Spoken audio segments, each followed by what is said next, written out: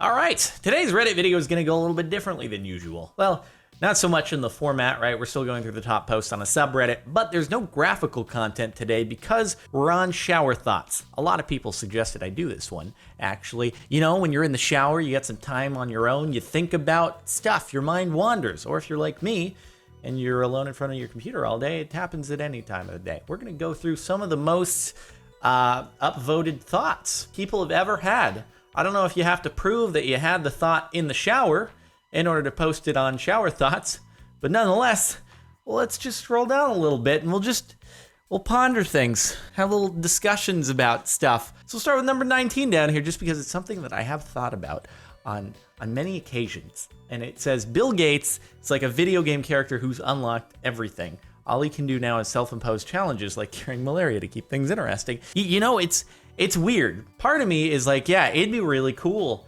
to be in that sort of situation where you, for all intents and purposes, have unlimited funds. You can do anything you want, and therefore, really, all you can do is try to help the betterment of the world, because you've unlocked everything for yourself, so what else is there? Well, helping other people, I suppose.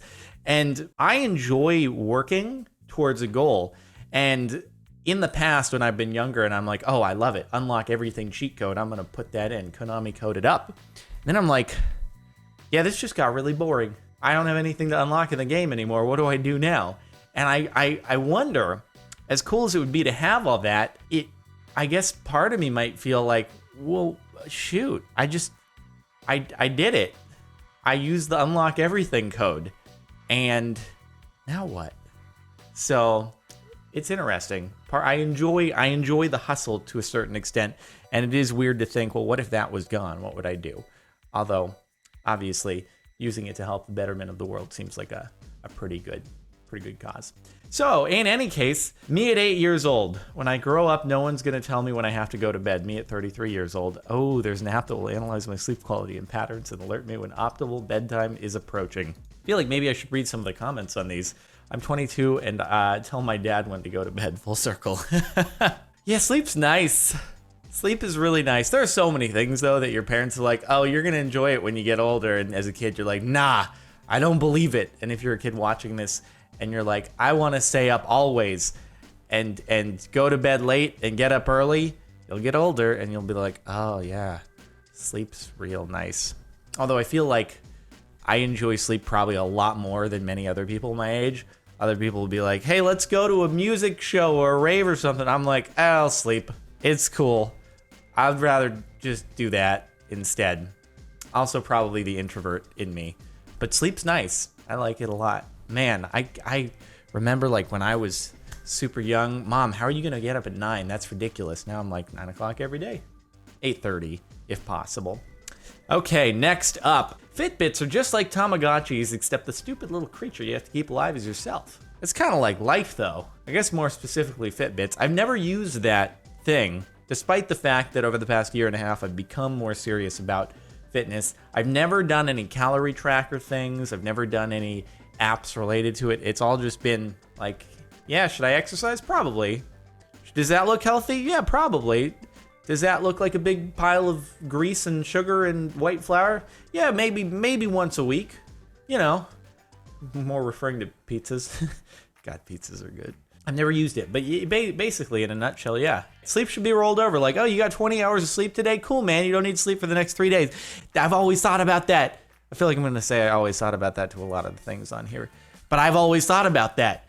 Come on, why can't I just, if I got, I don't know, 12 hours, why can't I just not sleep for a couple days? That would be so cool. Oh, you got a big project coming up? All right, just get your sleep out of the way, and then you can just knock it out, no problem. Why can't it build up? Why can't it stack? It's like, no, if you oversleep, then you're actually more tired. Stupid body. Why can't you just be logical? Why can't things work linearly? Why do they have to be all weird? God, that'd be so nice. Okay, in 20 years or so, I'm gonna have to jailbreak my car to drive above the speed limit. Oh, please. Oh, I mean, I never do anything outside of the confines of the law. I am always a very law-abiding citizen, always and forever. Yeah, that's what I was thinking, is it's not going to be just driving above the speed limit. It's going to be just you physically driving the thing. is not going to be possible. You might have to jailbreak it in order to drive yourself. Oh, yeah, I don't know if I like, because, right, I think I've discussed this in videos in the past, but there are like 2 stages of self-driving cars. There's semi-integration, right, where all the self-driving cars still have to abide by all of the existing traffic patterns, stoplights, stop signs, etc. And because you have other drivers on the road who are not in self-driving cars, so you still have to have all that infrastructure in place. But then when you get to self-driving cars required, that's all that's allowed on the road, then you have no traffic signals, none of that stuff. It's just like, whoa, it all just works. Cars weave through each other, no change in speed ever unless there's a crosswalk or something of the sort, which you think that'd be pretty cool, but then I want to drive. I'm in the minority, I'm sure, of people who actually would enjoy still driving, but, you know, I don't know if my lobbying against that is going to have any impact, because it's kind of an inevitability in the future, whether it be my lifetime or your lifetime. That's weird for me to say in your lifetime, because there might be people watching this who are 15 years younger than me. UPS will leave a $900 video card on my porch without even knocking, but I have to sign for a $10 pizza. It is odd that, look, Mr. Pizza Man, I left my credit card down 2 floors that I used to order the pizza. In fact, I never actually order pizza with a credit card because I'm too worried that then if it doesn't come, then I'm out the money already. Whereas if I pay by cash when they arrive, then they have the motivation to arrive at my front door. Otherwise, they can just charge, not that they would do that, but it's like, oh, having a hard time finding the house? He already paid, so it's whatever. Whereas otherwise, it's like, in order to get the money. Okay, different story, but still, say I paid for a credit card, because I have done that in the past. Like, it's 2 floors down. Can you just give me, you're at the address that's listed on the box. Like, I ordered pizza. What do you think? That my neighbor ordered pizza, accidentally typed in my address, and I'm just taking the pizza for him? Like, come on, man. I need to show you my credit card. The pizza's, it's here. I don't get it. I'm sure there's a good reason for it. Although it's weird. Signing for stuff, well, like signing on receipts for purchases is such a US thing. If you're in Europe and you're watching this, you're probably like, what are you talking about? Because you don't sign, you do the chip and pin thing. You never sign for things in Europe. It's a US thing for some reason. Anyway, as a graphic designer, my entire career exists because I was able to pirate Photoshop 10 years ago. No comment. But I'm glad that you're an honest person. I actually, well, no. I started because my mom had a fully licensed version of Photoshop, and I dabbled in that. And that's how I got a little bit of Photoshop knowledge before I had ever started YouTube. And that helped with like thumbnails and stuff. In fact, it is, come to think of it, kind of funny. I've never watched, since starting YouTube, I've never watched a Photoshop tutorial. I used all the prior knowledge that I had from the occasional tutorial when I was real young, combined with just having like watched my mom work in Photoshop. And it was just like, thumbnails could knock them out. Not that my thumbnails are fantastic, but I could do thumbnails and it was never an issue. It's kind of interesting, come to think of it. Now you're like, okay, Jordan, enough patting yourself on the back. You're cool. Your thumbnails aren't that great, okay? You just, and these, just putting 2 images next to each other with a white stripe in the middle. You know how to make an arrow. Congratulations. Good job making your little red arrows on your thumbnails, huh? They're great. Anyway, if I see Google in a show/movie, I think nothing of it. But if I see Bing, I know it's product placement. I've never seen Bing in any show. I don't think I ever have. But it is funny. Google is such a default for so many things that, like, yeah, I think if I saw Bing, I'd be like, why did they opt to use Bing? Sorry, if anyone from Microsoft is watching this, sorry. Like, I'm sure it's great, but I just haven't really used it myself. So the same with, it is kind of weird though. So in a lot of shows, they always use Apple laptops. And I'm 99.9% sure Apple never pays for that. It's just Apple laptops are always used when someone is on a laptop, like in their bed or at their desk at home in a show. It's always an Apple laptop. And I feel like if I ever saw another brand other than Apple on the laptop, I'd be like, oh, that brand must have paid for product placement because it's just always an Apple laptop. And I don't know why. It's weird. Anyway, this is one I've actually thought about before. The waterboarding at Guantanamo Bay sounds super rad. You don't know what either of those things are. Yeah, dude. Yeah, the gang were We're gonna go shred, dude. We're gonna go waterboarding today. Oh, dude, where are you going waterboarding? Oh, yeah, dude, we're gonna hit up that gnarly swell at Guantanamo Bay, dude. Oh, God, it's so bad. I'm going to hell. I mean, at the same time, it's kind of true, though. All right, next up. Airports should have a small movie theater. They should have small movie theaters for layovers. It would make a killing. It would actually be pretty cool. In the top comment, it says Singapore's Changi. Oh, I'm so sorry if I butchered that. Airport has a cinema besides Xbox and PlayStation stations. Let's hit up the PlayStation station. Other amenities include a pool with a jacuzzi and a butterfly garden. That's kind of cool. I don't know if I'd want to use the pool at an airport, because oh man, think of all the germs that you accumulate on a plane. As soon as I get home to my destination after an airplane, I'm showering immediately.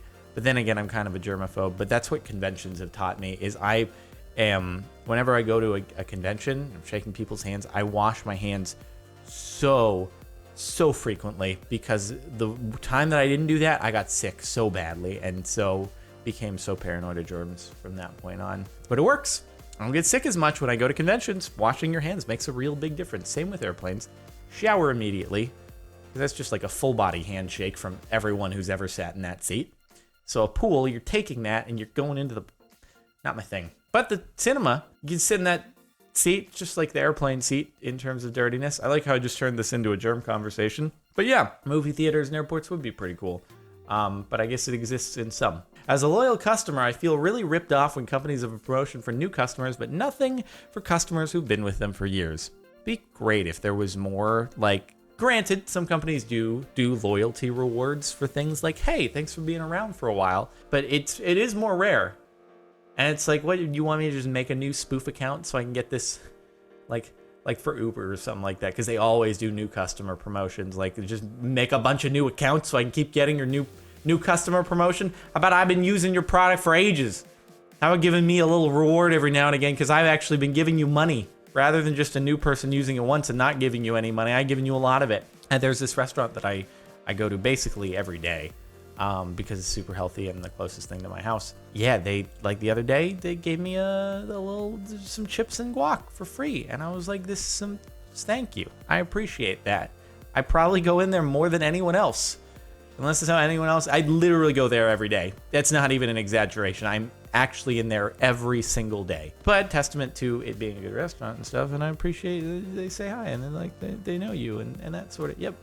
My parents taught me to be kind, humble, honest, and hardworking, and to save an unnecessary lot of plastic bags under the sink. I don't do that anymore, actually. I escaped, but yes, oh my gosh, it was so unnecessary.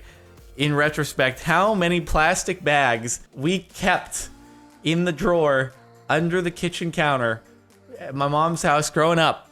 There were so many of those. They were literally overflowing the drawer. Every time we came back from the grocery store with plastic bags, they would go in that drawer. It was just years of plastic bags built up. I don't know why anymore. I don't have that. I don't save them any longer because I've come to realize that it's not necessary, and also my trash bins are a little bit too large for the grocery store plastic bags. Also, grocery store plastic bags aren't really much of a thing in California anymore. It's all paper usually at this point, and you have to pay 10 cents for them now at this point in California. I don't know if that's just California or if other states have adopted it as well. It started off just as okay, I'm getting into tangents, but now they cost money. So really, that drawer is a bag of money now. Bag of 10 cents a piece. It adds up when you think about it. And I always forget to bring the reusable bags, so I'm terrible. There shouldn't be a stigma about going to the movies alone. The activity where you can't talk to someone should be the only one that you can do alone. I don't go to movies very often anymore, but I used to go to them alone a lot.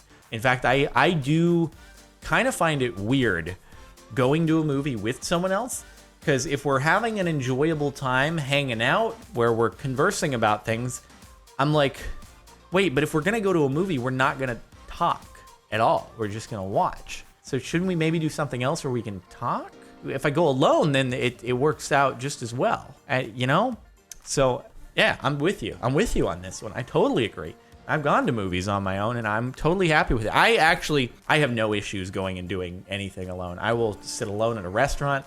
I will sit alone at a movie. I will sit alone doing anything because I actually enjoy it. I enjoy being able to just think about things, come up with shower thoughts of my own. I have no problems with it. I know there are people who will feel self-conscious about it, like, oh, people are gonna think I'm sitting alone and that's weird. Nah, dog, just do it. It's nice.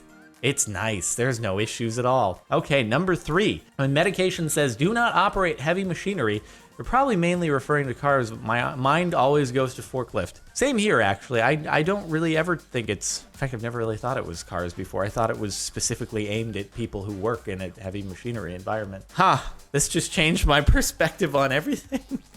I swear to God, I actually always thought it was like construction equipment that they were talking about. I never even thought cars. I just figured like, oh, if it's drowsy, I probably shouldn't drive a car, but especially I shouldn't drive a forklift. Yeah, that'd be wise. This is why this is number 4 in the shower thoughts department, isn't it? Or number 3, sorry, number 3, my bad. Well, now we're at number 2. So what we got here, I'm not a millennial, but if I was, I'd be damn tired of another article every other day with a new theory about who millennials are and what they want. Yeah, it is a little bit silly. But then again, I've also read from other people who are of different generations that when their generation was the current one entering the workforce and all that stuff, like every article is also about their generation. So it seems to just be a thing that iterates every generation. Whatever the next generation is after millennials, there'd be a whole new wave of the same sort of articles going on about them. So it doesn't seem exclusive to us. Not that I have any other experience, but I don't think it will be or has been exclusive to millennials. Millennials are just the thing to write about at this point. But yeah, it is pretty silly, just generalizations and stereotypes. Oh, millennials are such lazy people. They don't work and they just want everything to be handed out. Like, no, I know a lot of people who are very hard workers. A lot of them who are doing pretty well for themselves are millennials, and they're doing pretty good. They put a lot of work into working every day, and they work for what they have, and they're pretty good, you know? Pretty cool. Not everyone is what you're generalizing, which tends to be pretty accurate when you apply it to most situations, actually. You know, it's, yeah, what do you know? What do you know? But then again, I don't know what the generation's name is that comes after us. Is it Gen Z or something like that? There will be plenty of articles about Gen Z written by millennials, and in the future, it'll be the same thing. Whatever traits and attributes we want to apply to them to make ourselves feel better, it'll be there one day. Don't you worry, it'll happen. Gen Z, if you're watching this, and I'm assuming that's what your name is, but don't worry, my fellow counterparts, we're gonna be stereotyping you guys. I don't know what we're gonna stereotype you as in order for us to feel better about ourselves, but it'll be something. Just you wait, just you watch. And the number 1 shower thought of all time: Tinder is the opposite of porn sites. There are actually a ton of hot singles in my area, but none of them are interested in me. yeah, they're kind of, it's kind of silly. But there you go. The number 1 shower thought of all time, which depending upon the age of most of the people watching this, is probably not necessarily relevant to you. But hey, Gen Z, you'll get there one day or something like that, and by the time you get there, there will be something else. But by the time that you're there, there will be some sort of virtual reality. You stand in a room at your home, but you're actually in a simulated bar environment with other people that you're interacting with in virtual space. That'll be what online dating is it'll be literally you're in the internet dating someone virtually, like walking around. That's so weird to think about. That's so weird. Oh my God.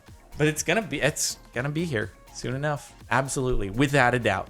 Okay, anyway, that's it for shower thoughts. This was a longer video than usual, but I guess it's because there's more to think about this time around. So, thanks so much for watching. I hope you've enjoyed. Make sure to like if you liked. Next time on the Reddit stuff, we'll probably be back to graphical content. So if you hated this, I do apologize. And yeah, that'll do it. Subscribe if you're not already. If you want to check out the music playing in the background right now for the outro, link in the outro over on Mirror Music. I'll see you next time.